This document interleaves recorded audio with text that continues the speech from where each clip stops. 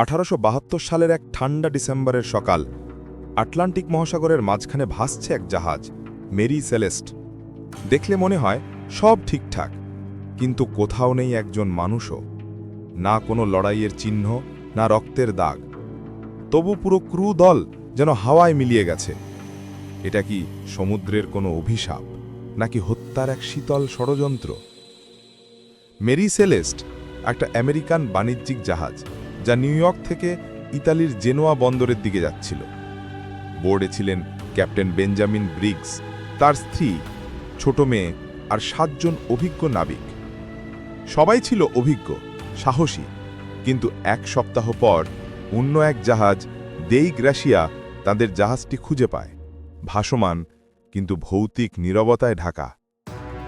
খাবার ঠিক আছে, পানি আছে, এমনকি ক্যাপ্টেনের কফিও এখনো গরম, কিন্তু মানুষ নেই একটিও। লগবুকে শেষ এন্ট্রি লেখা, সবকিছু ঠিক আছে। তারপর নিস্তব্ধতা। তদন্ত শুরু হলো। কেউ ভাবল হয়তো জলদস্যুদের আক্রমণ, কিন্তু জাহাজে কোনো লুটপাট হয়নি। আবার কেউ বলল এটা সমুদ্রের অভিশাপ। বারমুডা ট্রায়াঙ্গেলের মতো কোনো এলাকা কি ছিল ওখানে? কিন্তু মানচিত্র বলল না। আরও একদল দাবি করল এটা গ্যাস বিস্ফোরণের ফল, কারণ জাহাজে ছিল প্রচুর অ্যালকোহলের ব্যারেল, যেগুলো হালকা ফুটে গিয়েছিল হয়তো। ভয়ে ক্রুরা হয়তো ছোট নৌকায় পালায় আর ঝড়ে ডুবে যায় চিরতরে। কিন্তু প্রশ্ন থেকে যায়, যদি পালিয়েই যায়, তাহলে খাবার, পোশাক, এমনকি ক্যাপ্টেনের ঘড়িটাও রেখে গেল কেন? বছরের পর বছর কেটে গেছে, কিন্তু মেরি সেলেস্টের রহস্য এখনো অমীমাংসিত। কেউ বলে ওটা ছিল ভুতুরে জাহাজ, যেখানে আত্মারা দখল নিয়েছিল নিয়ন্ত্রণ।